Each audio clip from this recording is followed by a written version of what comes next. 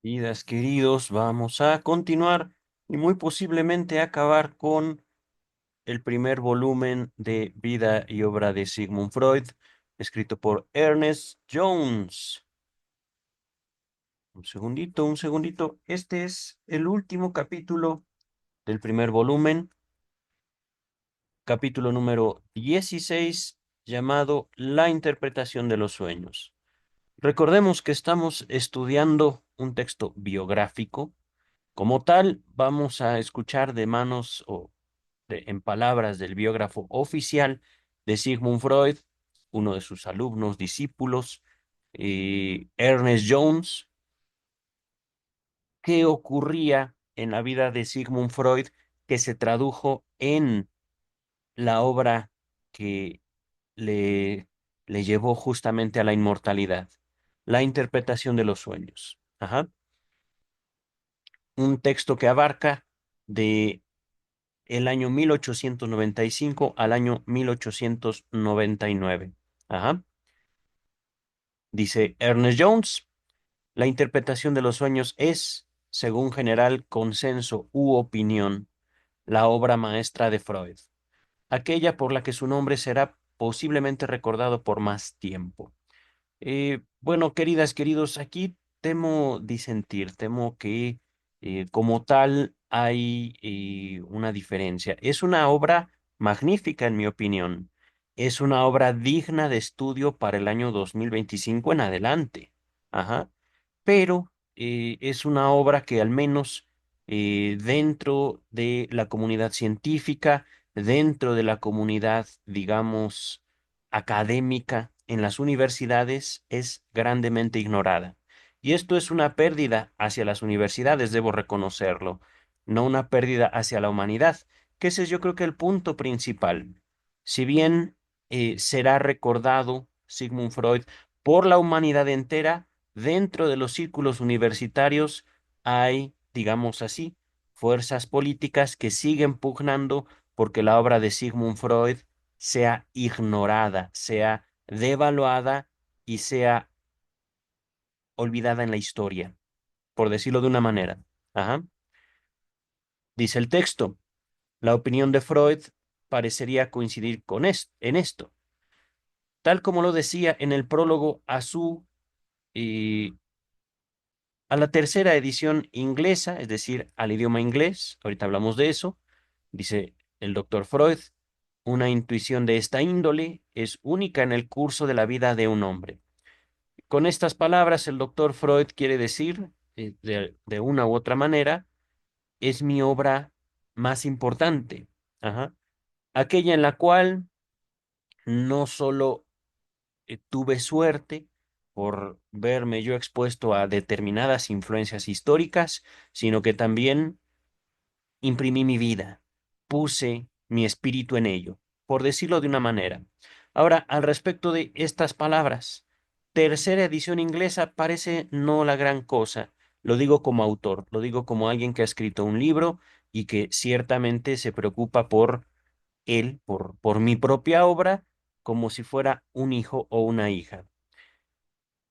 El hecho de tener un libro escrito es un logro, ciertamente, pero el hecho de tener siquiera dos ediciones en la misma lengua es ya un avance todavía más importante. Y, primero que nada, la interpretación de los sueños eh, fue escrita en alemán. Ajá.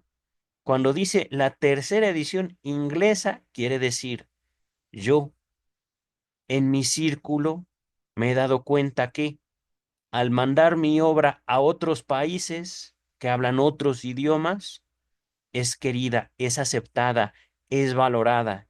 Entonces, estas palabras acerca de Freud sobre la interpretación de los sueños nos da cuenta justamente de el cuidado que tuvo Freud por su obra, lo digo como autor, un cuidado que yo debería reconocer y seguir el ejemplo, y también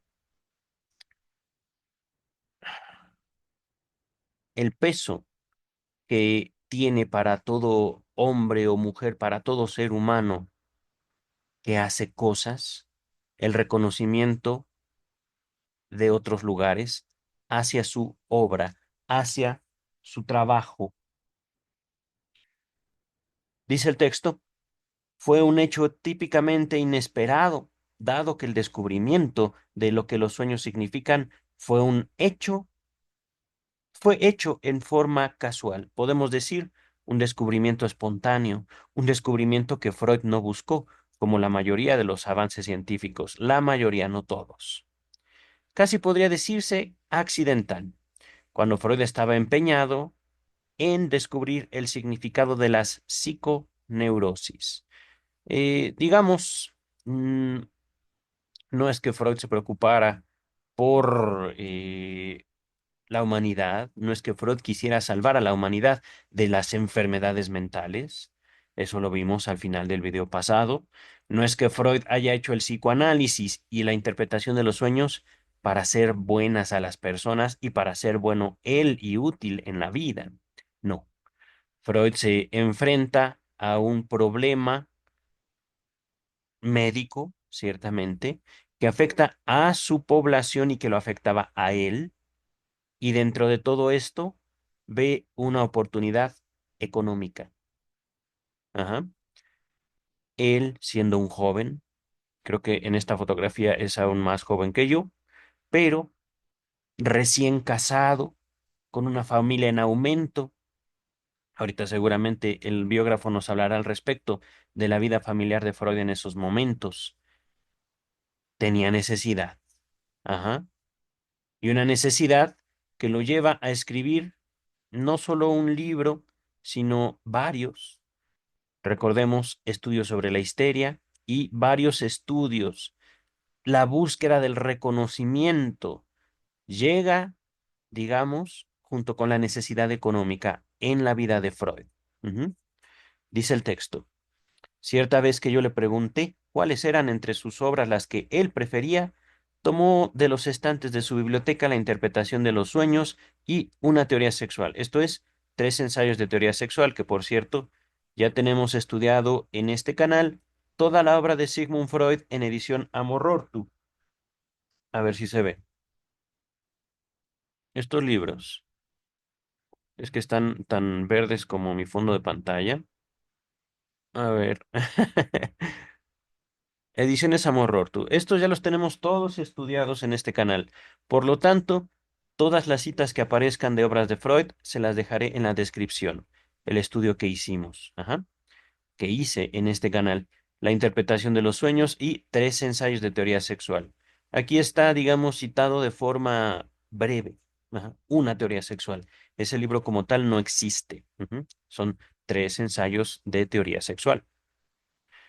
Y dijo, palabras de Freud, confío en que ésta dejará pronto ser el actual a causa de su aceptación general, pero esta otra durará más.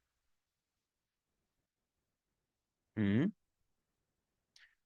Luego, con una sonrisa tranquila, agregó, mi destino parece haber sido el de descubrir únicamente lo que es evidente de por sí, que los niños tienen sensaciones sexuales, cosa que todas las niñeras saben y que los sueños son tanto una realización de deseos como son las fantasías o las ensoñaciones diurnas. Verán, queridas, queridos, aquí me quedé con una duda. Eh, Me parece que la primera frase, esta dejará pronto de ser actual a causa de la aceptación general, son las palabras de Freud hacia la interpretación de los sueños. Y al decir esta otra durará más, se refiere a tres ensayos de teoría sexual. Ajá. Me parece, de todos modos, las dos son obras destacables, las dos son obras dignas de haber llevado a Freud hacia la inmortalidad de la que goza, al menos su imagen, su figura, al día de hoy. Interpretación y tres ensayos. Listo, dice el texto. No hace falta indagar mucho para explicarse la aceptación general de este libro, la interpretación de los sueños. Ajá. Es la obra más original de Freud. Sus conclusiones principales eran enteramente novedosas e inesperadas. Esto se aplica al tema central, la estructura del sueño, así como a numerosos temas que incidentalmente se van desarrollando en el libro. Es decir, Freud se acerca a estudiar el sueño y poco a poco van saliendo, digámoslo así, como ramas del tema principal. Ujú. Entre ellas, yo diría, una de las ramas más importantes está justamente el estudio de la sexualidad infantil. Ujú. Dice el texto. Esto se aplica al tema central, la estructura del sueño, así como a numerosos temas que incidentalmente se van desarrollando en el libro. El más importante de estos últimos es que es el que se refiere al hoy tan conocido como complejo de Edipo. Eh, digamos, uno de los temas que dice el biógrafo más importantes. Eh, Forma parte justamente de la sexualidad infantil, porque hablando de complejo, no estamos hablando de actos, conducta, que es justamente una de las mayores aportaciones de Freud hacia el estudio de la sexualidad humana. Contemplamos en psicoanálisis justamente a las fantasías como no solo parte medular, central de la sexualidad humana, sino también de la apropiación del niño, de las niñas, hacia el mundo humano. Ajá. Las fantasías. Y eso por nombrar solo una de tantas, tantas, tantas manifestaciones no conductuales y no genitales de la sexualidad humana. Ajá. Vamos a continuar. Allí se exponen con toda franqueza las relaciones eróticas hostiles del niño a su progenitor. ¿Allí dónde? En la interpretación de los sueños. Ajá. Junto a esto nos hallamos con la valoración de la vida infantil y de su abrumadora importancia para todos los aspectos del desarrollo que contribuyen a conformar al ser humano adulto. Nos proporciona por encima de todo no solamente una base segura para la teoría del inconsciente en el hombre, esto es en la humanidad, ajá, sino que nos facilita una de las mejores formas de enfoque para aproximarnos a esta oscura región, mucho más importante que la conciencia en lo que se refiere a la conducta efectiva del hombre.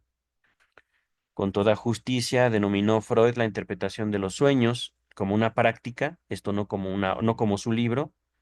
Es decir, interpretar los sueños es la vía regia, la vía directa para el inconsciente. Ajá. Es decir, si nosotros no podemos interpretar un sueño, no podemos decir esto es lo inconsciente. Ajá.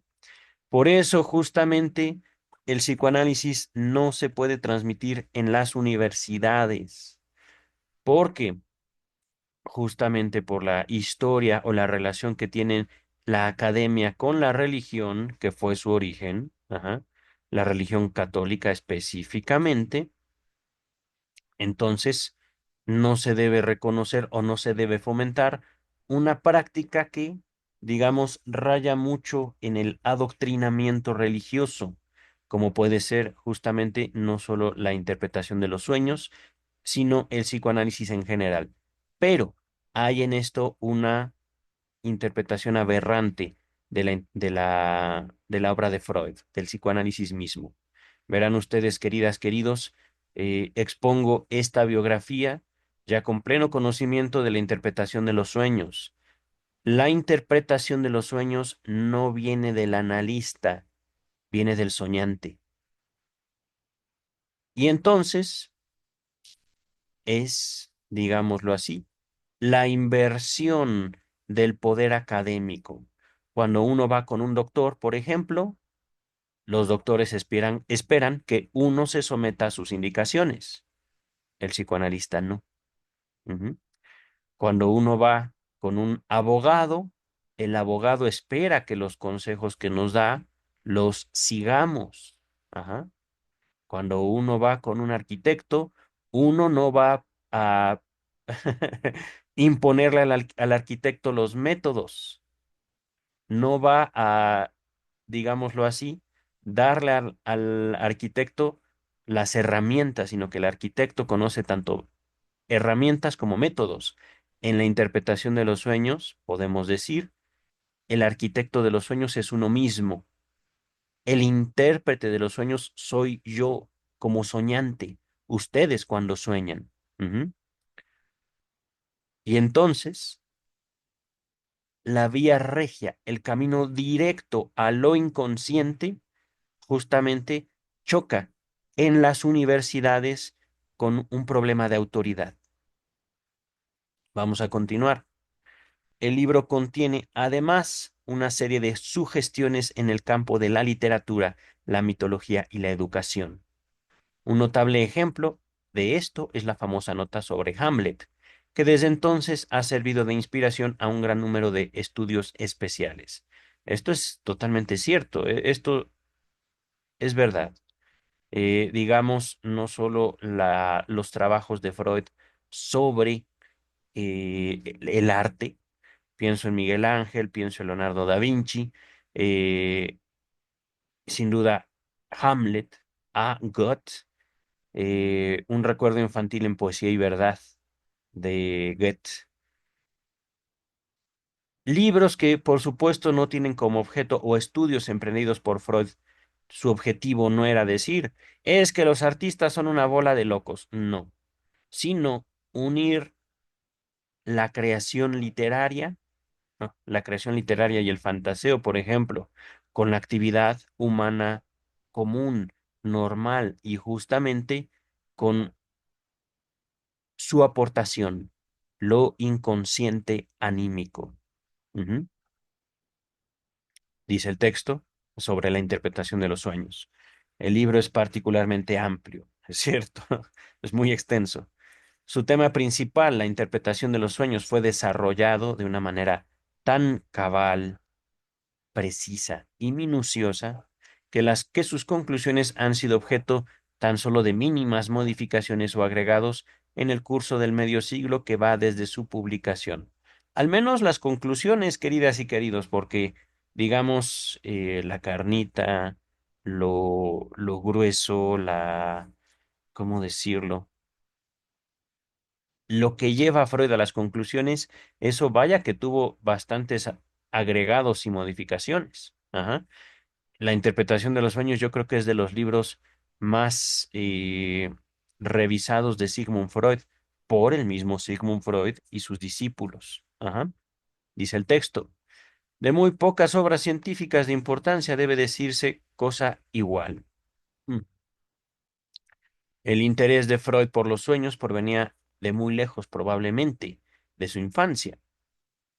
Siempre había soñado mucho y aún desde joven no solo les prestaba atención, sino que incluso los registraba, los anotaba. Ajá. Apenas 2 semanas después de su compromiso escribía a Marta, su esposa. Mis sueños se apartan mucho de lo común.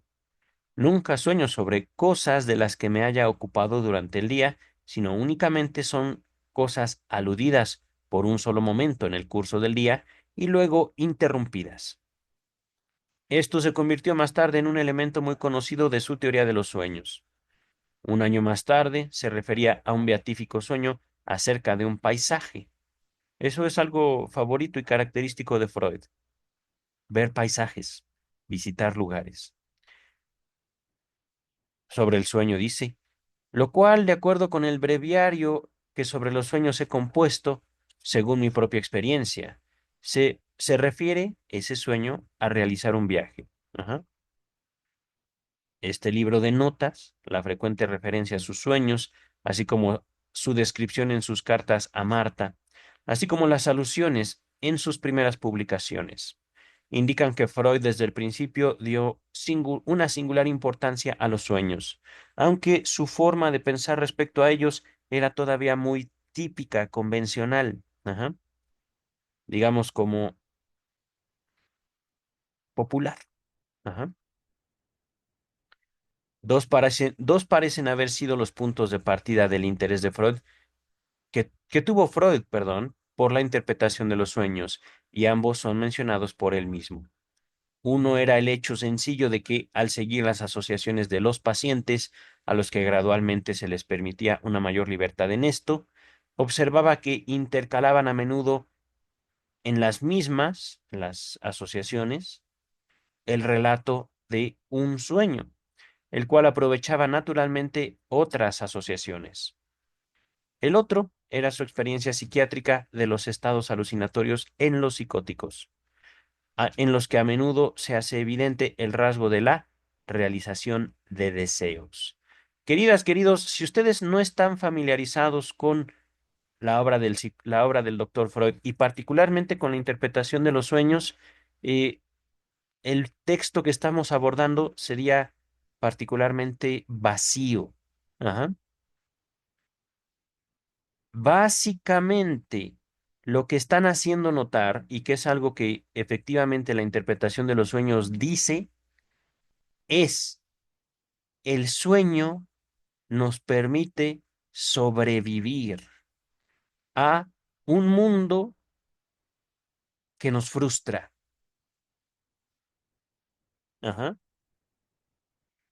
Básicamente, está diciendo el doctor Freud con otras palabras y a través de su biógrafo, el sueño, no la interpretación, sino el sueño como tal, el fenómeno onírico, es uno de nuestros grandes avances como humanidad y no se le reconoce tal papel a los sueños. ¿Por qué? No los entendemos. Pero este es justamente el valor del psicoanálisis. Podemos decirlo, somos más geniales de lo que creemos. Ajá. Simplemente por soñar, dice el texto.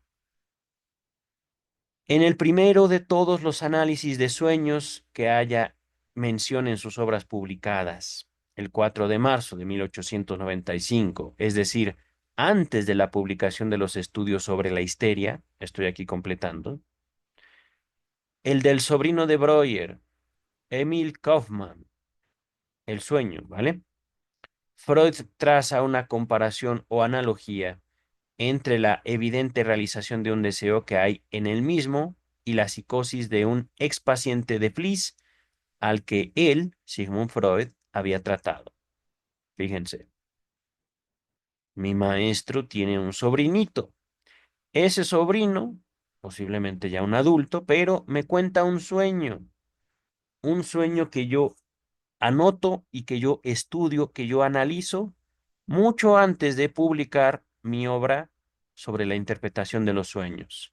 Y al analizar ese sueño, yo me acuerdo de un paciente, de un amigo mío, que yo traté al paciente con una psicosis. Poco a poco, queridas, queridos, si ustedes tienen conocimiento sobre los padecimientos psiquiátricos al día de hoy, ¿cuál sería un ejemplo de psicosis? Pienso en la paranoia, pienso en la esquizofrenia. Ajá. No sé, creo que no sería correcto nombrar el trastorno límite de la personalidad como una forma de psicosis. ¿Por qué? Porque la psicosis, como digámoslo así, enfermedad mental, o mejor dicho, condición psiquiátrica, obedece siempre a la presencia de delirios o alucinaciones. Ajá. No solo digámoslo como pensamiento, sino podemos decirlo como creencias sin fundamento y sumamente desadaptativas. Ajá.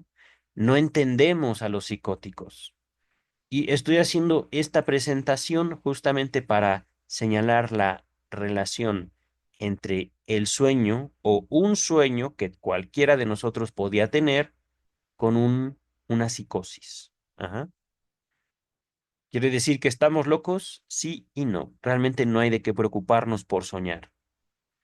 El sueño como tal, si bien el mismo doctor Freud lo menciona como un fenómeno patológico en la interpretación de los sueños, no es una patología que debería preocuparnos. Es más bien una invitación a procurar ese sueño. por cuanto representa ya un deseo cumplido. Pero, regreso al texto, ¿vale? Ahorita estoy yo nutriendo la biografía.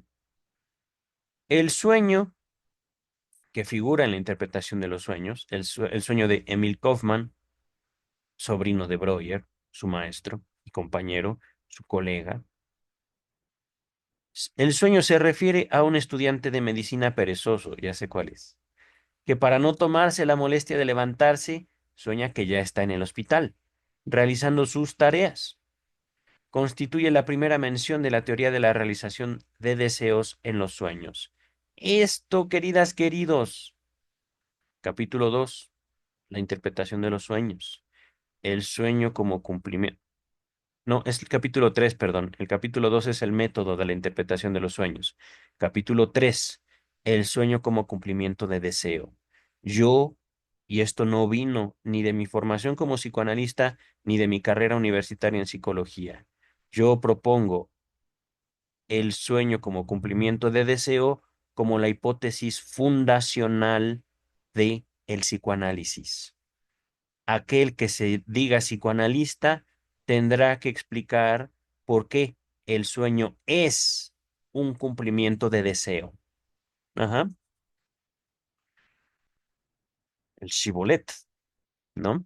Doctor Freud, Shibboleth, una palabra judía que quiere decir, digamos, como la contraseña, la forma de asegurarnos que en el caso de la historia bíblica sobre Shibboleth, puedes pronunciar la palabra, eres judío. Si no puedes pronunciar la palabra, no eres judío y por lo tanto puedes ser un espía. Creo que era de los, no me acuerdo, uno de tantas tribus enemigas de los judíos en épocas, ¿cómo decirlo? Creo que incluso antes del rey David. Vamos a regresar al texto, queridas, queridos. Freud refiere, sin embargo, que antes de cesar su colaboración con Breuer, cosa que ocurrió, como sabemos, en la primavera de 1894, le había informado de que había aprendido a interpretar los sueños. Es decir, Freud le avisa a su amigo el que la realización de un deseo oculto constituye la enseñanza de un sueño, idea de Freud que Freud ya había sospechado.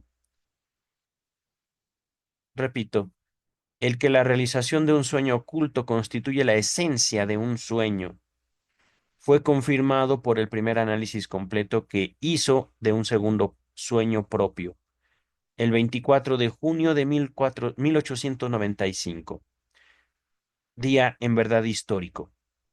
Este día es justamente el día que también se anuncia en la interpretación de los sueños como el día que se inició el psicoanálisis. Se trataba del sueño conocido por el nombre de la inyección de Irma, sueño del que se ocupa el capítulo 2 de la interpretación de los sueños. Cierta vez me llevó Freud a almorzar al restaurante Bellevue, donde ocupamos la mesa del ángulo nordeste, perdón, de la terraza, donde tuvo lugar el gran acontecimiento, podemos decir, el momento eureka de Sigmund Freud. Ajá. Cuando hice el natural comentario acerca de una placa que consignara el hecho, ignoraba que ya años atrás, medio en serio y medio en broma, Freud preguntaba a Fliess en una carta si le parecía que alguna vez habría allí una placa de mármol con la siguiente inscripción. Aquí le fue revelado al doctor Sigmund Freud el secreto de los sueños el día 24 de julio de 1895. Siempre estamos a tiempo. Y no sé, queridas, queridos, si esa placa es real, porque ciertamente no solo era una cuestión de disponer de un lugar público, una terraza en un restaurante que no sé si exista. No solo pasó después de 1895 una, sino dos guerras mundiales. No sé si incluso el mismo restaurante exista al día de hoy, o el edificio siquiera. Ajá. Posiblemente sí. Sobre la placa, pues será cuestión de investigar. Yo creo que será bueno hacerlo, pero no en este momento. Ahorita vamos a acabar el texto. 4 meses más tarde se refería confiado a las confirmaciones que hallaba su conclusión de que la realización de un deseo es la causa motivante de los sueños. A su regreso de la visita que hizo a Wilhelm Fliess en Berlín, Freud escribió afiebradamente, es decir, emocionado, emocionadísimo, el proyecto de psicología científica. Antes de continuar, queridas, queridos, este, esta obra de Freud también se las pongo en la descripción, pero es, digámoslo así, un texto apócrifo. Ajá. Freud lo escribió para su amigo. Freud no lo escribió como eh, un texto para publicarse abiertamente, sino que, y entre otras cosas, ahí también radica mucho de su valor histórico, lo escribió para poder orientarse, ajá, en cuanto a sus descubrimientos sobre el sueño y la neurosis. Se habla poco, si no es que nada, sobre la sexualidad humana en el proyecto de psicología, que también se conoce simplemente como proyecto de psicología o proyecto de psicología para neurólogos. Ajá. Lo encontrarán en la descripción de este video. Estudiado, comentado por su servidor. Freud ya había hecho la trascendente distinción entre dos procesos psíquicos fundamentalmente diferentes, que denominó respectivamente proceso psíquico primario y secundario. Señala que el proceso psíquico primario domina la vida del sueño, la vida onírica, cosa que explica por el relativo reposo del yo, es decir, ahorita yo estoy hablando, yo puedo mover mis extremidades como yo quiero. Ajá. Sin embargo, al momento de dormir, yo cedo el control de mi cuerpo a una parte de mí mismo. Ajá. Y a partir de eso comienza, digámoslo así, un proceso que me regresa a mi infancia, me regresa a una época primordial de mi propio espíritu en la cual lo que dominaba era, entre otras cosas, la libertad. Ajá. Por supuesto, esa libertad a veces a mí mismo me espanta, pero dado que soy yo quien está entregándose al sueño mismo, puedo despertar, puedo yo interrumpir el sueño. Ajá. Por ponerles un ejemplo, que en las demás ocasiones inhibe el proceso primario, justamente, digámoslo, y hablando del yo no solo como una identidad, sino, digamos, como una estructura psíquica hipotética. Ajá. Es una palabra al final, el yo. Continuamos, voy a retomarlo esto. Aquí se está poniendo un poco teórico, pero para eso estoy. Freud señala que el proceso psíquico primario domina la vida del sueño, cosa que se explica por el relativo reposo del yo, que en las demás ocasiones inhibe, controla el proceso primario. Ujú. Y por la movilidad, perdón, y por la inmovilidad muscular casi total. Si la catexis del yo, ahorita hablamos de eso, se redujera a cero en el reposo del dormir, transcurriría sin sueños. Es decir, miren, no recuerdo, ahorita quería yo aproximarme más bien en un sentido contextual la palabra catexis, pero voy a buscarla. Catexis. Mm, miren, dije catexis y me salió catecismo. Ok, miren, esto, a esto me refiero, miren. Le introduje directamente la palabra catexis, no se alcanza a ver. A ver, vamos a ver. Hay mucha iluminación por aquí. Creo que todas las pantallas que dispongo son. A ver, vamos a ver. Oh, ya no me veo. No se ve, de hecho. Bueno, catexis, término psicoanalítico. Es un, digamos, eso es un problema, al menos yo lo considero así, que el psicoanálisis dependa de palabras ultra especializadas, de las cuales poca gente tiene la paciencia de no solo definir, sino siquiera considerarlas. Pero cataxis es un término psicoanalítico que se refiere a la asignación de energía emocional a una persona, objeto e ideas. ¿De dónde está tomando esto Google? De Wikipedia. Miren, me hubiera quedado con la definición contextual. Tampoco quiero recurrir a los diccionarios especializados de la Planche y Pontalís. Creo que la Planche y Pontalís no fueron discípulos directos de Freud, pero sí hicieron grandes obras. Una de ellas es el diccionario de psicoanálisis, me parece que se llama, la Planche y Pontalís. Pero para no recurrir a ellos, podemos ahorita simplemente decir que la catexis es la energía de la cual mi identidad dispone para hacer control de mi cuerpo o de mis pensamientos. Ajá. Cuando, por ejemplo, dormimos, nuestra catexis se reduce, aunque al dormir o al estar borrachos, no se reduce a cero. Sí se puede reducir bastante, pero no perdemos totalmente la conciencia a menos de que no solo sea un sueño súper profundo, sino una intoxicación alcohólica severa. Ajá.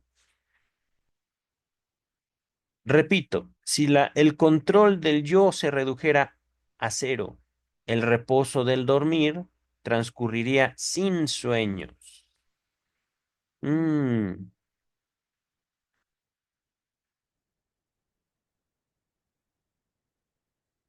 el reposo del dormir.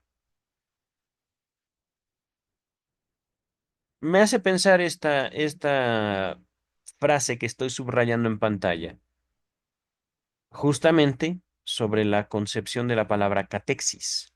Ujú. Google nos dijo que es una asignación de energía. Ajá.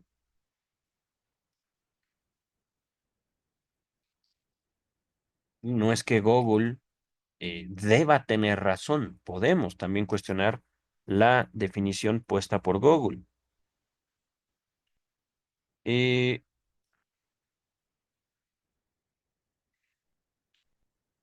Pienso yo que lo importante sería observar la relación entre el yo, la identidad y el sueño. Ajá.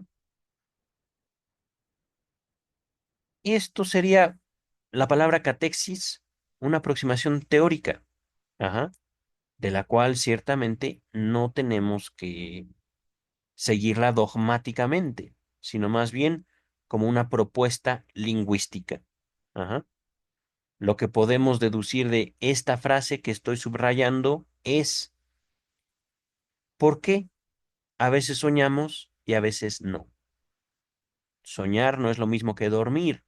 Podemos dormir sin soñar. Y otra cosa también, podemos soñar pero no recordar lo que soñamos. Ajá. En todos estos fenómenos que estoy señalando, se puede deducir, digámoslo así, una energía del yo. Ujú. Y repito, el yo como una estructura hipotética. Dice el texto, algunos otros aspectos son también enfocados el carácter alucinatorio de los sueños, que es aceptado por la conciencia onírica en forma tal que el soñante cree en lo que está ocurriendo. Ese carácter alucinatorio es una regresión a los procesos de percepción que él relaciona con el bloqueo motor de la dirección del proceso habitual de descarga. Antes de continuar, este párrafo está un poquito difícil nuevamente. Requiere justamente de haber leído la interpretación de los sueños. Les había mencionado en este mismo video cómo el doctor Freud propone al sueño como un fenómeno patológico normal. Repito, un fenómeno enfermizo pero normal. Ajá. ¿Por qué enfermizo? Porque durante el día ustedes y yo recibimos estímulos. Cuando es noche y nosotros no nos movemos, cerramos los ojos, entramos en un estado de, se le llama deprivación sensorial, quiere decir, no sé lo que está pasando a mi alrededor, tengo los ojos cerrados, estoy dormido. Entonces, mi cuerpo, mi mente, no es quien recibe los estímulos, sino quien los emite. Soy yo el creador de mi sueño. Es eso. Ajá. Pero al momento de que yo soy creador de mi sueño, podemos decir, funcionamos al revés de cómo funcionamos en el día. Ujú. Nuevamente, aproximándonos al funcionamiento psicótico, esquizofrénico, paranoico, pero es una aproximación completamente normal en la humanidad. Ajá. A eso se refiere una regresión. Es decir, ya no es que yo estoy viendo. Estoy soñando y como estoy soñando, no es que yo vea, yo creo esas imágenes, yo creo esas experiencias y yo soy, por decirlo de una manera, el director de toda esa película de mi sueño. Ajá. Creo que se entiende. Vamos a avanzar y por supuesto, cualquier duda en los comentarios, queridas, queridos, para eso está esa zona de los mismos, de estos videos. Los mecanismos comprobatorios en el análisis de un sueño ofrecen una impresionante semejanza con los que llegaron a serle familiares en los análisis de los síntomas psiconeuróticos. Lo que les comento. Los mismos mecanismos. Sí, podemos interpretar un sueño, podemos aproximarnos a aquello que la psiquiatría moderna no contempla como neurosis, ajá, pero que sigue ahí y es fuente de justo muchas de nuestras dolencias, sufrimientos o también placeres en en el tiempo actual. Pero continuamos.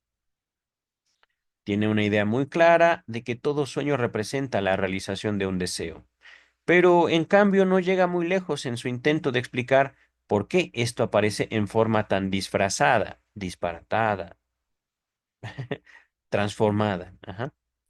El buscar el origen de la cadena de asociaciones se encuentra con que algunos eslabones no aparecen en la conciencia, al menos durante el sueño, de manera tal que el sueño aparece a menudo completamente desprovisto de sentido. Ahí tienen, queridas, queridos. Pero aclarar ese sentido fue lo que le dio la inmortalidad a Freud. Es posible, pero para reconocer el sentido de un sueño, tenemos que reconocer el papel del deseo en la humanidad. Y justamente, si nos acercamos al papel del deseo a través de la ciencia, solo puede ser a partir de la obra de Freud. Y eso es verdad, le da su inmortalidad a Freud, pero también, digámoslo así, mm, representa una dificultad al momento de no grabar estos videos. Justamente el motivo de estos videos es que no estamos buscando una calificación. Podemos decirnos, podemos nombrarnos como seres del deseo. ¿Por qué? Porque, en primer lugar, el deseo en YouTube no tiene el mismo sentido, la misma implicación que el deseo en una sala, en una aula universitaria. Cuando hablamos de deseo en la aula universitaria, básicamente es acercarnos o llevar a la universidad a tiempos prehistóricos, tiempos en su historia me refiero, no en no en la prehistoria humana, la relación ya nombrada de la academia universitaria con la religión. Y como en la religión el deseo es malo, entonces en la academia también. ¿Por qué? Porque tiene que ver con el espíritu, no con la conducta. Por decirlo de una manera. Ajá. Entonces, por supuesto, Freud fue a la universidad, pero él estudió medicina. Y es curioso también cómo, siendo él judío, tuvo esa facilidad de acercarse al deseo a través de los sueños. Ajá. Eh, el deseo en el catolicismo ciertamente tiene el carácter de pecado, pero yo creo que fue eso justamente, la separación de Freud con la doctrina católica le permitió reconocer el papel de lo no hecho, ajá, en el, la estructura psíquica. Deseo antes que conducta. Y justamente, si nos concentramos en la conducta, dejamos afuera de nuestras consideraciones teórico-prácticas lo que nos constituye como humanidad, el deseo mismo. Dice el texto, a ver, repito, el buscar el origen de la cadena de asociaciones se encuentra con que algunos eslabones no aparecen en la conciencia, de manera tal que el sueño aparece a menudo completamente desprovisto de sentido.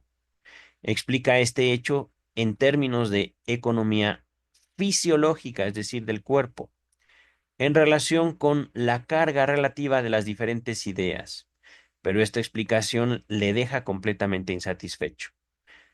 Es digno de destacar el hecho de que aquí no hace uso del proceso de la represión que ya le era familiar en el terreno de la psicopatología.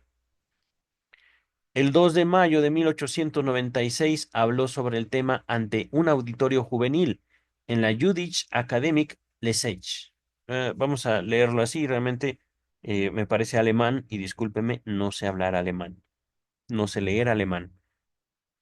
Un año más tarde hizo una exposición más amplia en la sociedad. ah, bueno, era un club, digamos, eh, mm, judío, no secreto, no era una sociedad secreta, era más bien, digamos, como eh, un grupo abierto, pero que únicamente aceptaba a jóvenes judíos eh, y que se ayudaban los unos a los otros. Ajá. Abierto y al mismo tiempo no. Ajá. Que le llevó 2 sesiones hablar sobre el tema de la interpretación de los sueños. 7 y 14 de diciembre de 1897. Hablando de este grupo, lo voy a leer así, el Bnai Brit. Eh, el mismo doctor Freud tiene al menos un texto dedicado dentro de su obra en reconocimiento a esa sociedad. Ajá. Lo voy a buscar. Creo que se llama Los hijos de Benjamín, algo así. No, no me acuerdo. Bnai Brit. Y me parece que este grupo, esta sociedad, lo acompañó hasta su muerte. Imagínense eso. Básicamente toda su vida adulta formando parte de un club que eso me parece muy hermoso. Ajá. Un lugar que lo reconoció y que también él mismo apreció. Continuamos. El 14 de mayo de 1900, el año 1900, ya con un pleno dominio del tema, inició un curso de conferencias sobre los sueños en la universidad. En esta importante oportunidad, el auditorio se componía de 3 personas. Eran Hans Koningstein, el hijo de su gran amigo, la señorita Dora Kelecki y un tal doctor Marcus de Breslau. Un tal. En una carta del 7 de julio de 1897, el mismo mes en que había dado comienzo a su autoanálisis, repito, julio 1897, se refería a la amplia visión que ahora tenía en los problemas de los sueños, incluso las leyes de su génesis, como un aspecto mejor aclarado hasta el momento, en tanto que en lo demás se veía asediado por montones de enigmas. Había percibido ya la semejanza en la estructura de los sueños y las neurosis, digamos, formas en las que las dos comparten el funcionamiento. Palabras de Freud, en los sueños se encierra, como en una cáscara de nuez, la psicología de las neurosis. Frase esta que hace recordar la afirmación que había hecho el gran Hughley Jackson. Palabras de Jackson, estableced lo que se refiere a los sueños y tendréis todo lo que concierne a la insania, a la locura. Ajá. No de Freud, Jackson. El 15 de octubre de 1897, en la carta que relata los detalles importantes de su autoanálisis, Freud anunciaba los dos elementos del complejo de Edipo: el amor hacia uno de los progenitores y los celos y la hostilidad hacia el otro. Este descubrimiento no significaba una cosa puramente incidental para la teoría de los sueños, dado que ilustraba vívidamente las raíces infantiles de los deseos inconscientes que animan a todo sueño. Basándose en esto, explicaba a continuación el conmovedor efecto de la leyenda de Edipo, Edipo Rey, de... Ay, ¿cómo se llama? ¿Esopo? No me acuerdo. Se me olvidó el autor de Edipo Rey.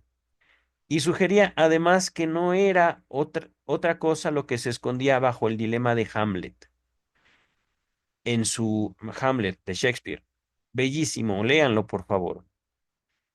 En su respuesta, Fliess no aludió a estos temas, a consecuencia de lo cual Freud se sintió ansioso ante la posibilidad de haber cometido otro traspié, otro error, y le rogó que lo tranquilizara al respecto.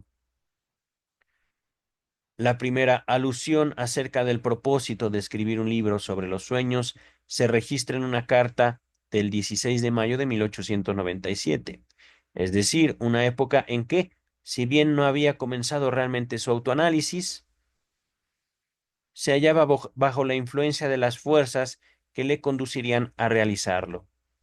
En conjunto, ambas cosas fueron realizadas de una manera tal, enlazada, que podríamos considerarlas casi como una sola.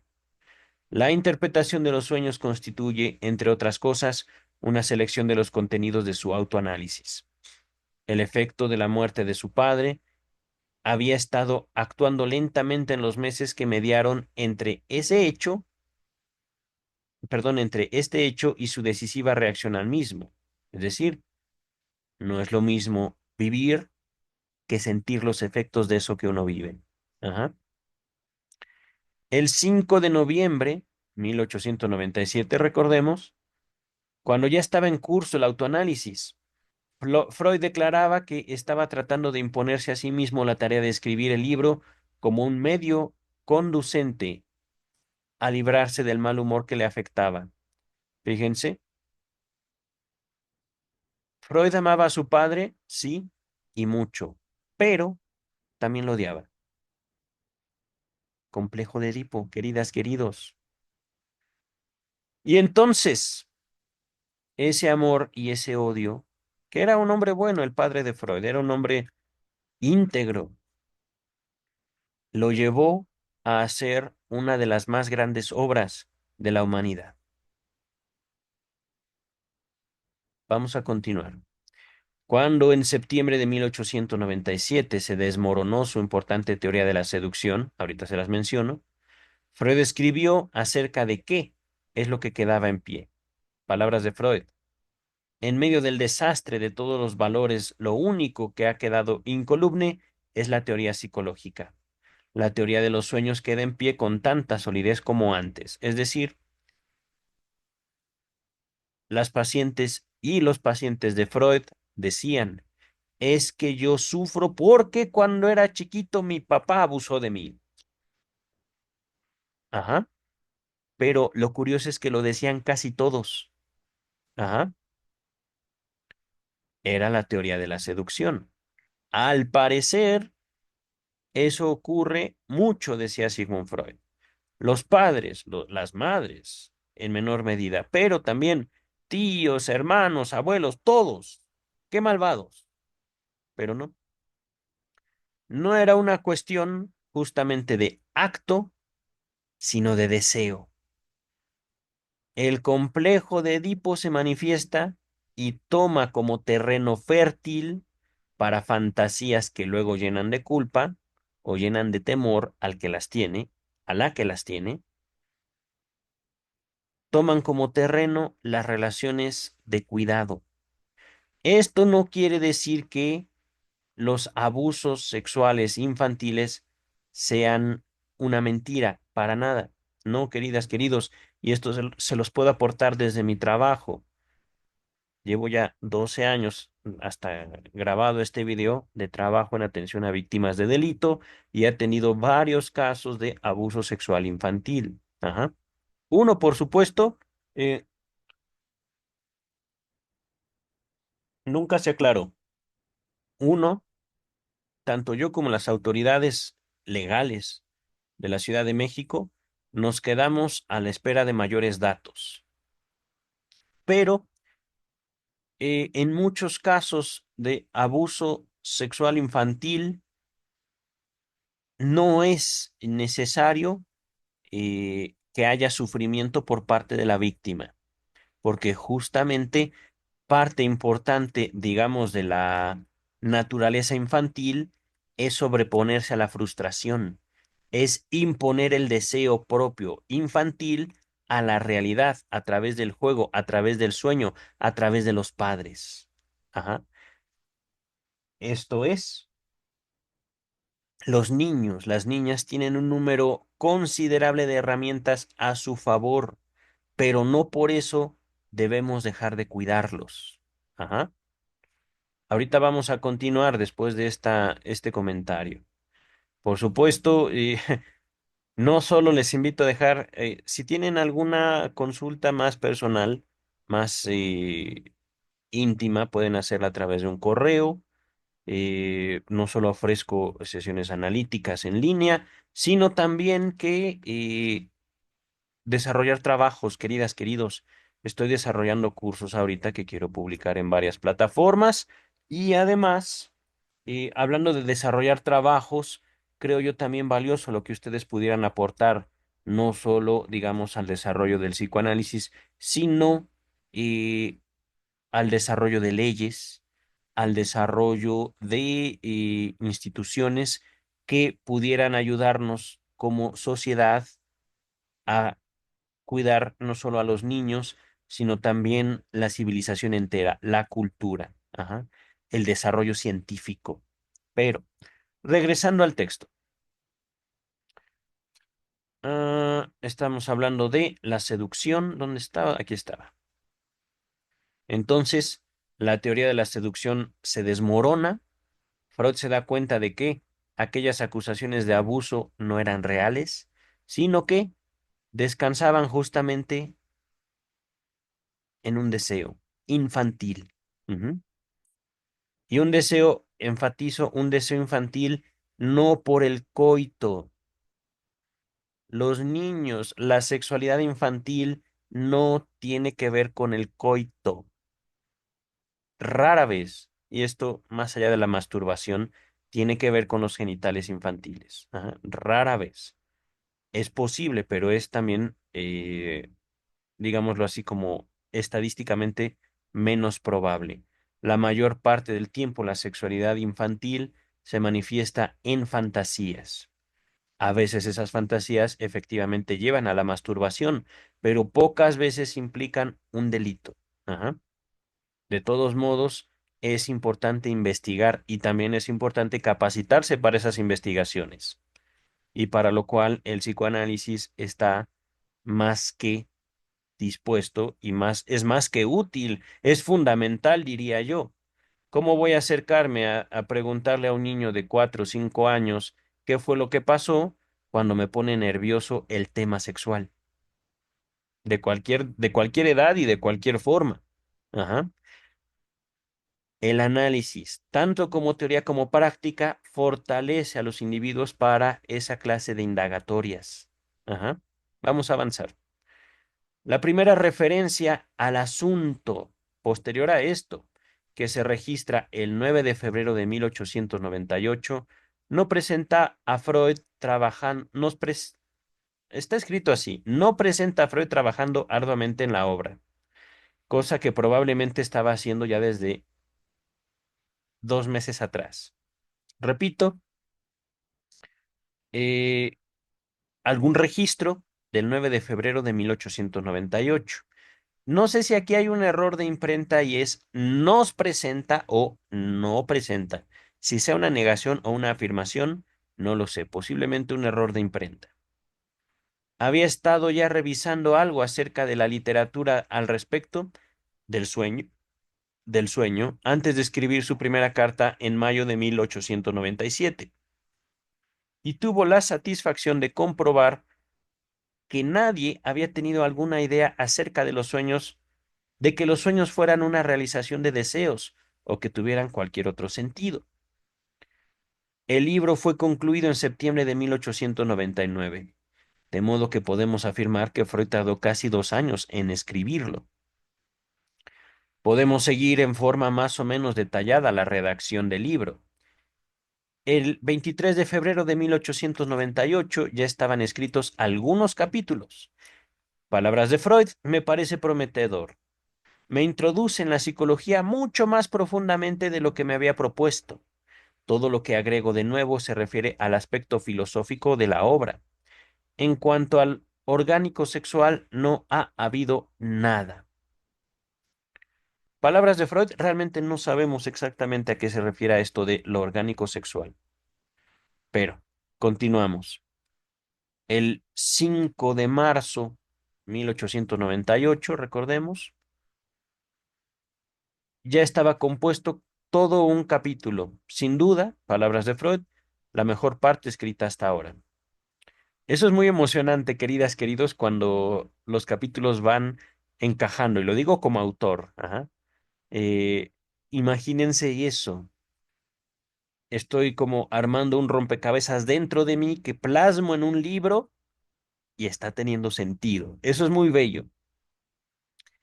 El 10 de marzo adelanta una interesante apreciación acerca de una parte importante del futuro del libro, tal como éste se perfilaba en ese momento. Palabras de Freud.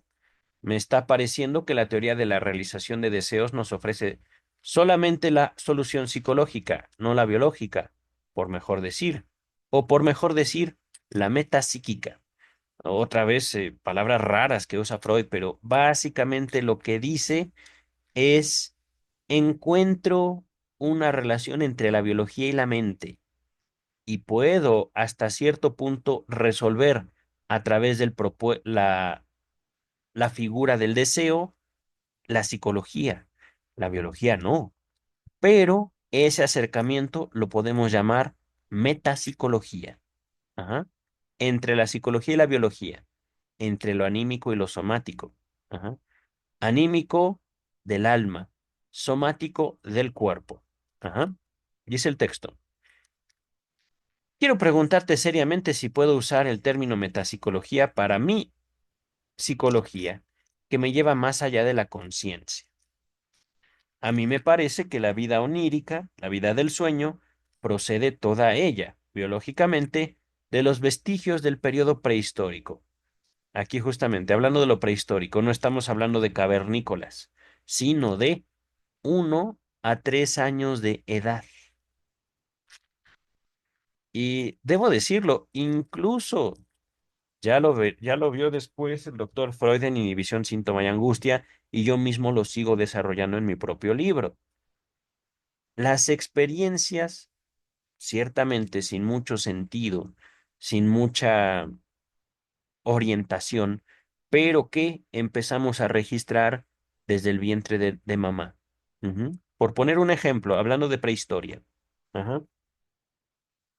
Les dejo mi libro en la descripción, ya leído y estudiado, mi libro, pero también otra apreciación, eh, la metapsicología, digámoslo así, es verdad, una psicología más allá de la conciencia, digamos, una de las razones por las cuales Freud también fue abandonado en las universidades, porque básicamente la metapsicología se compone como la base de una antifilosofía.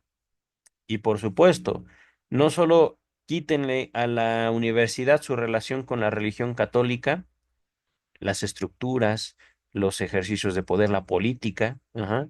Señalen también que ya no puede valerse de la filosofía y de las tradiciones filosóficas, y tienen ahí las razones por las cuales el psicoanálisis fue aborrecido y sigue siendo aborrecido en la gran mayoría de las universidades del mundo actual. Ajá. Segunda observación sobre la metapsicología, les dejo en la descripción los trabajos sobre metapsicología. Estoy hablando de lo inconsciente, la represión, algunos incluyen introducción al narcisismo. ¿Cuál es otro? ¿Cuál es otro? Pulsiones y destinos de pulsión, y me falta uno. Pero ya haciendo a un lado mi memoria, les dejo todos los trabajos de metapsicología en la descripción de este video. Ajá. Todos. Entonces, queridas, queridos, a ver, déjenme ver un momento. Em, Hoy quiero ir al cine. Estamos a 3 páginas. Yo creo que sí acabamos hoy. Y si no puedo ir hoy al cine, 3 páginas y media, 4. Si hoy no puedo ir al cine, iré mañana. Yo creo que será mejor mañana. Hoy estamos a... Ok. A mí me parece, dice el biógrafo, no, dice Freud todavía, que la vida onírica procede toda ella, biológicamente, de los vestigios del periodo prehistórico, de 1 a 3 años de edad, periodo que constituye también la fuente de lo inconsciente, y el único en que debe buscarse la etiología de las psiconeurosis. Pero, queridas, queridos, aquí también, y esto es no un error de Freud, era su perspectiva en ese momento.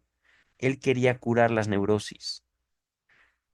Es que era médico, les digo, inserto en una demanda ya económica porque tenía hijos y los hijos tienen que comer. Pero, ¿por qué no aprender a gozar de una neurosis? ¿Por qué no? Si de todos modos las neurosis ahí siguen. Queridas, queridos, este no es tanto un planteamiento perverso el que estoy haciendo, sino las mismas psiconeurosis contienen en su base un goce. Ajá. Es la enfermedad mental, al menos neurótica. No sé si decir la psicosis. No, yo más bien me inclino únicamente a la neurosis.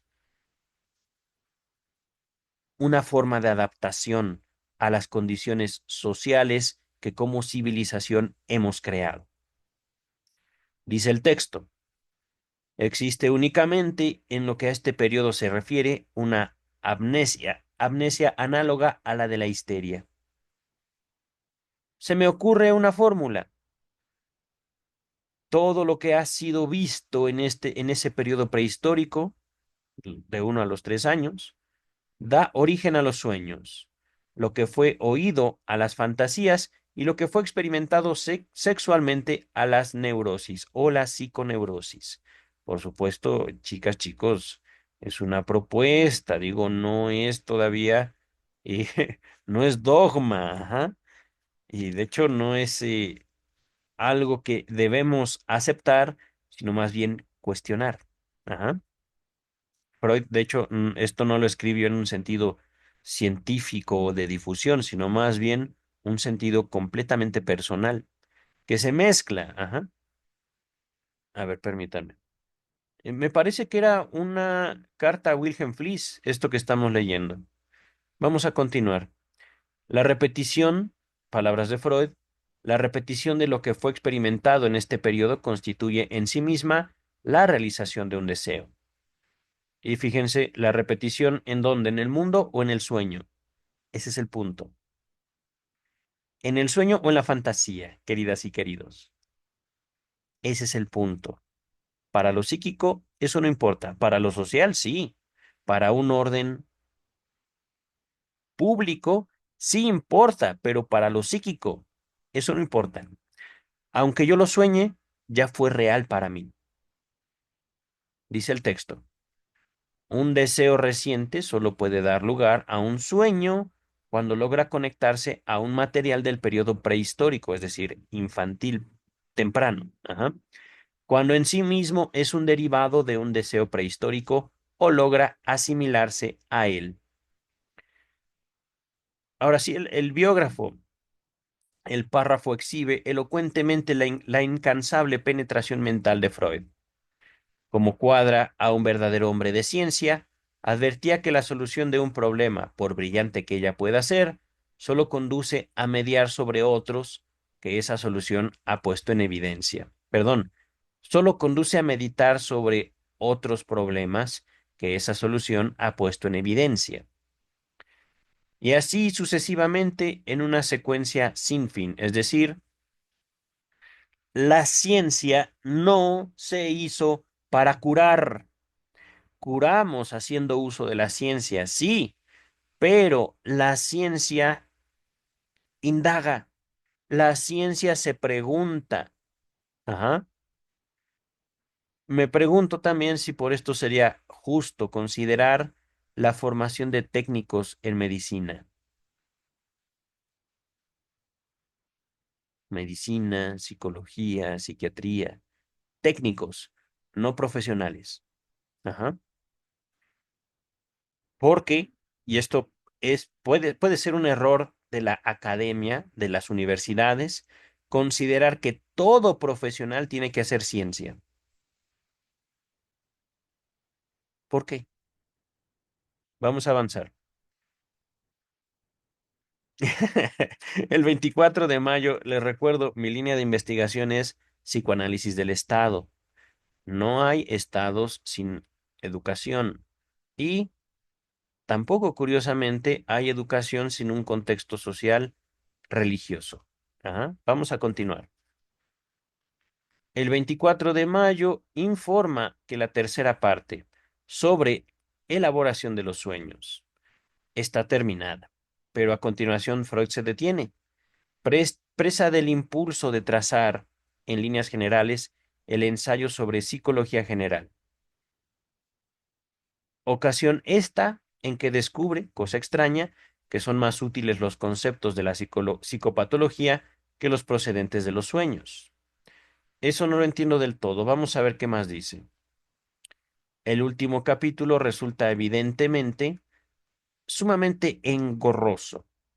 Se había demorado en él durante un tiempo y en parte por no sentirse satisfecho de lo que había hecho y en parte por alusiones íntimas contenidas en el libro, se sentía poco inclinado a publicarlo del todo.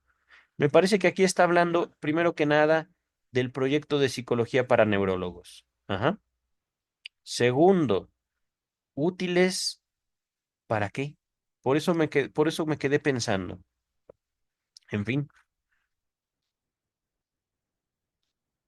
en una carta del 19 de febrero de 1899, trata de distinguir entre la naturaleza de los sueños y la de los síntomas histéricos, expresión deformada unos y otros, de realización de deseos. Llega a la conclusión de que en los sueños solo hay un deseo reprimido, mientras que en los síntomas existe un compromiso entre el deseo reprimido y la instancia represora, el yo. Por primera vez usa el término autocastigo como ejemplo de la instancia represora, lo segundo. Ajá. Solamente largo tiempo después llegó a descubrir la misma situación en los llamados sueños de castigo o las pesadillas. Por decirlo de una manera, sueños de angustia. Mi super yo quiere castigar a mi yo o a mi ello. Ajá. Por decirlo también en palabrejas técnicas. Dice el texto. El 28 de mayo de 1899. Permítanme, agüita. Mm. El 28 de mayo de 1899 se registra un brote impetuoso de actividad en lo que al libro sobre los sueños se refiere, aunque por ninguna razón especial, seguramente algo inconsciente, y la decisión final de darlo a publicidad. Fecha en la cual Freud se decide publicar La interpretación de los sueños, 28 de mayo 1899.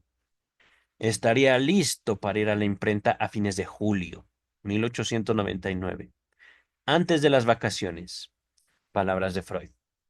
He estado pensando que a nada conducirán las excusas ni las omisiones, puesto que no soy tan rico como para quedarme yo solo con el descubrimiento que he realizado. Probablemente el único que me habrá de sobrevivir. Y hay que destacarlo, querido doctor Freud. El 9 de julio, perdón, de junio, ya no tiene acerca de esto tan alta opinión. Palabras de Freud. Toda la cuestión se resuelve en un lugar común. Todos los sueños procuran la realización de un deseo que se ha visto transformado por muchos otros deseos. Es el deseo, es el deseo de dormir.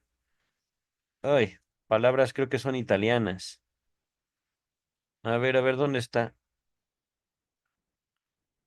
No, ¿dónde está esa traducción? Momento. A ver, no, es correcto, es correcto. Bueno, quién sabe. Nos quedaremos con... No, ahorita lo llevo al traductor. A ver, ¿dónde está copiar, copiar, copiar? Ah, a ver. Ah, miren, estoy usando por primera vez el asistente de inteligencia artificial de... eh, mira, traducir.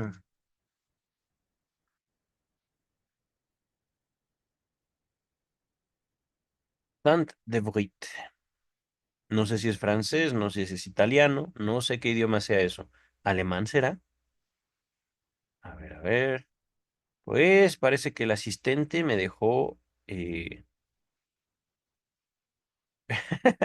con ganas de recurrir a Google. Mm, sí, parece que sí. Ni modo. Asistente, cero. Cero de calificación. A ver, permítame un segundito. Ya estoy abriendo el traductor. Traductor.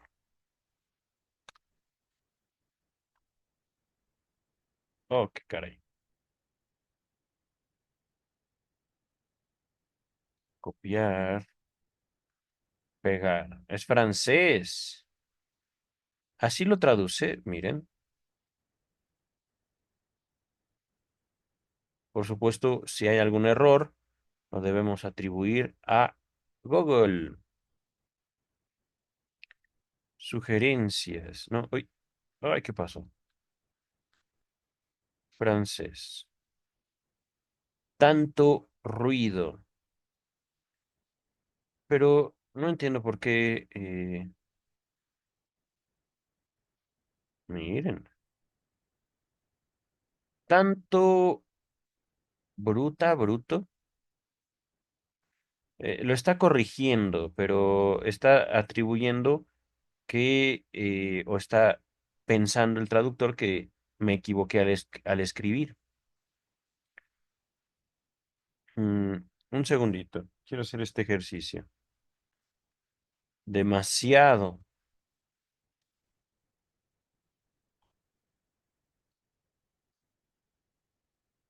ruido. Ok. A ver, regresamos a el texto principal. Miren, esto ha sido ciertamente un estorbo, pero esto es culpa de él. Esto es culpa de Freud, que claro, escribo en alemán y al mismo tiempo en francés. Ok, gracias. No, también por eso a veces algunos de sus textos, el chiste y su relación con lo inconsciente, un texto genial pero difícil de aproximarse. Por cuestiones lingüísticas, es cierto. Pero yo creo que valdría la pena reescribir el chiste y su relación con lo inconsciente con ejemplos culturales distintos en cada cultura. Pero, dice el texto. ¿Qué pasa? ¿Qué pasa? No. Es el deseo de dormir, el principal deseo. ¿Por qué no escribirlo así? El principal deseo cumplido por el sueño, realizado por el sueño, que también lo dice en la interpretación de los sueños. El sueño es el guardián del dormir. Ajá. Continuamos. En la carta siguiente encuentra que el último capítulo del libro se está alargando y no es satisfactorio ni provechoso. Siente que es su deber escribirlo, pero no por ello se siente más encariñado con el tema. Al día siguiente, sin embargo, envía a la imprenta el primer capítulo, no la parte bibliográfica. El libro sobre los sueños propiamente dicho, marchaba bastante bien, pero los dos capítulos adicionales, que era forzoso agregarle, resultaba cosa bastante engorrosa. El primero de ellos que escribió era una reseña de de la literatura anterior sobre el tema. Comenzó a lidiar con esta ingrata tarea en diciembre de 1898 y le resultó terriblemente tediosa. El 27 de julio la tarea está concluida, pero él se siente muy disgustado por la forma en que la realizó. En su mayor parte, la literatura existente sobre los sueños le resultó una superficialidad repugnante. Las observaciones de Scherner acerca del simbolismo constituían tal vez la única cosa de valor. En lo que a sus principales ideas propias se refiere, no se encontró con precursor alguno. Nota número 3, a ver. Ah,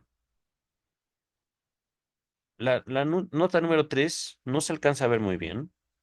Un error del archivo.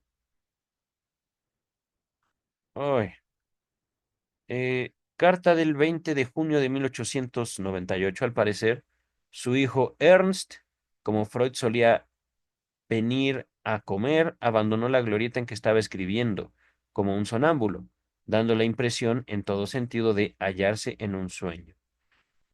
No sé si era la nota 3 o era la 2. Aquí yo estoy leyendo 3, pero no entiendo mucho esa nota.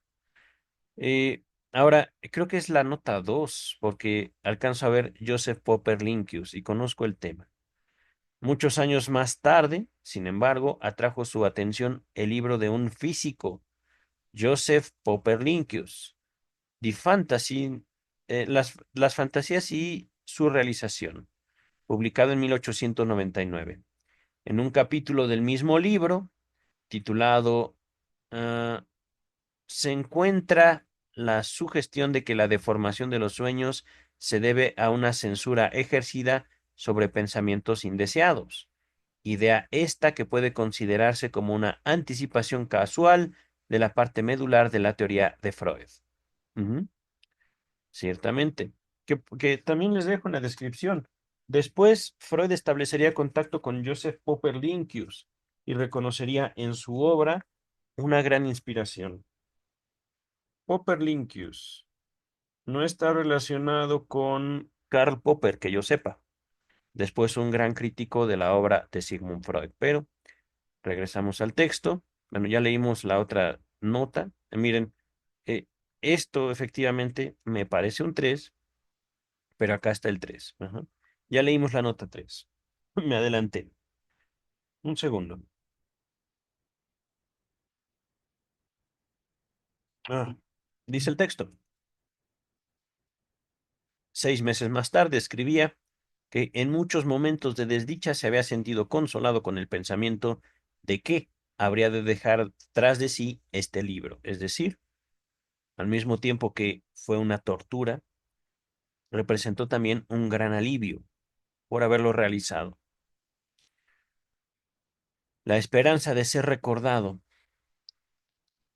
el hombre frente a la muerte, dice el texto. La otra gran dificultad era el formidable capítulo final sobre la psicología de los procesos oníricos. Es lo más difícil y el más abstracto que haya salido de la pluma de Freud.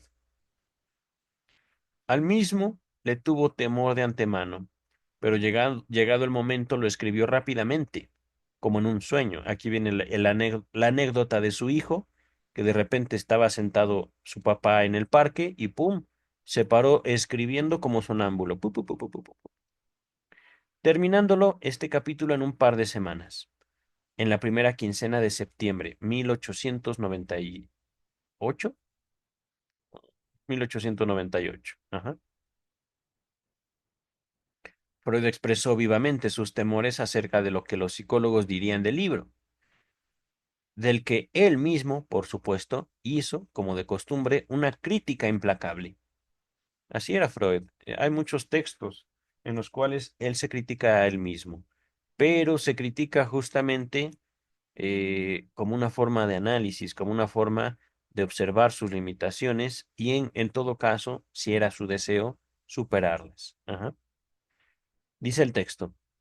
Lo mismo es aplicable a la redacción en sí misma, refiriéndose a las descripciones de sueños. Por ejemplo, dice Freud, lo que en esto no me gusta es el estilo, en que se demuestra una completa incapacidad de hallar una expresión sencilla y distinguida, por lo que se denegará en perífrasis chistosas.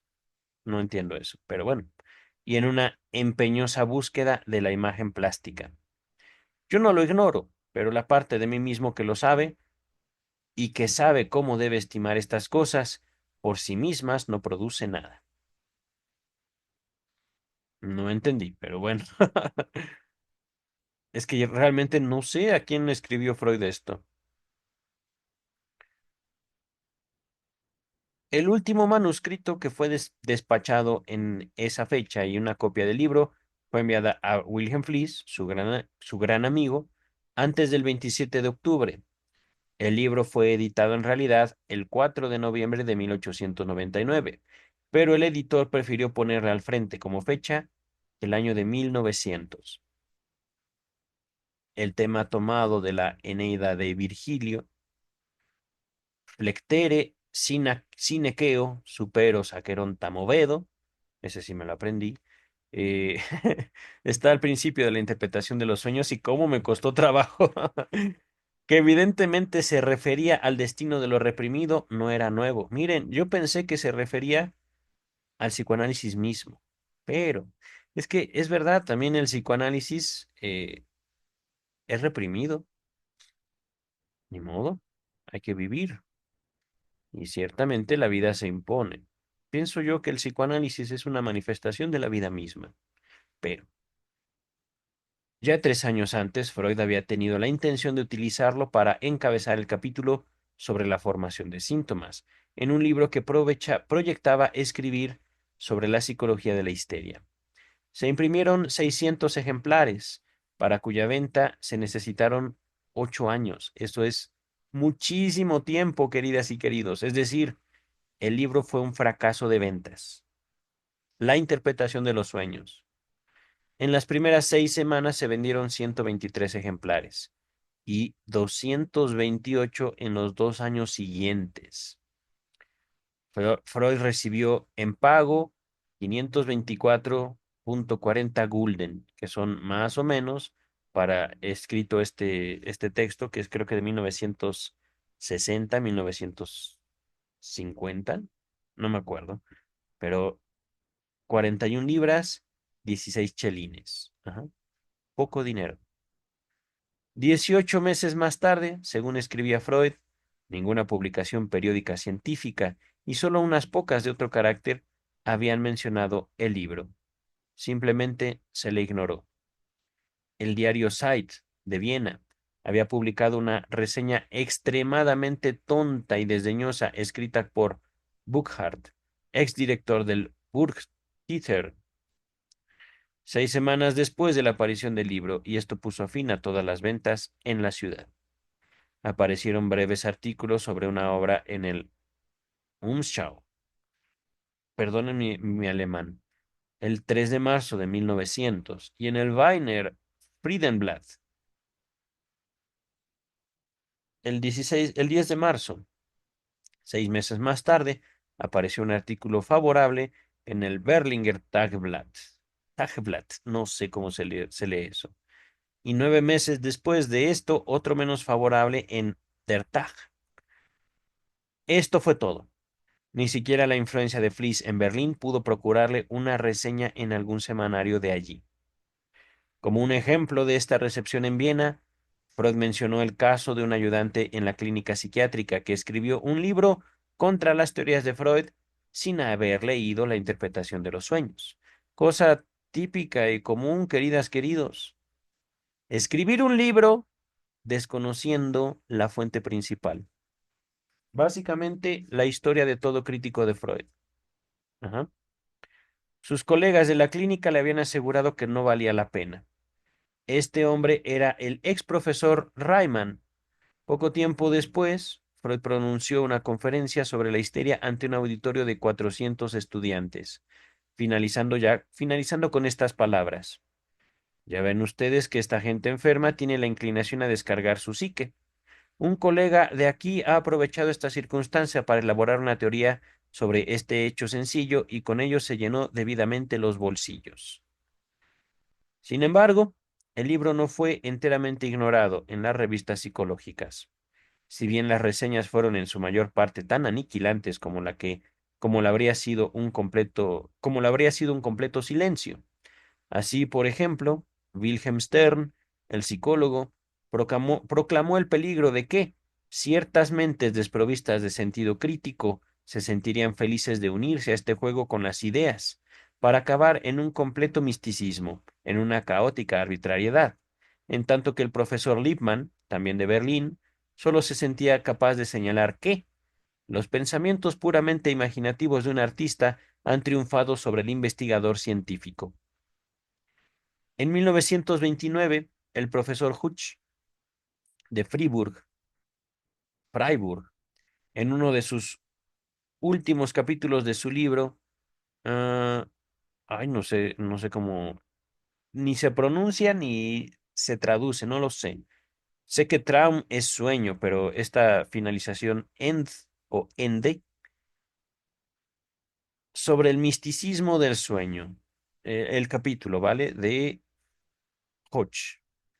Colocaba las teorías de Freud sobre los sueños junto a los sueños proféticos y a, palabras de Hutch, esos libros sobre sueños tan conocidos, impresos en papel de mala calidad, que es fácil hallar en los armarios de la cocina. Durante algunos años, la interpretación de los sueños no tuvo venta alguna. En una de las introducciones o prólogos, Freud se nota su enojo. Creo que fue en la 10ª edición en alemán, creo. Pero, es decir, tuvo malos tiempos el doctor Freud. Raras veces ha sucedido que un libro importante no haya tenido eco alguno. Fue 10 años más tarde, cuando la labor de Freud comenzó a ser reconocida, que se hizo sentir la necesidad de una segunda edición.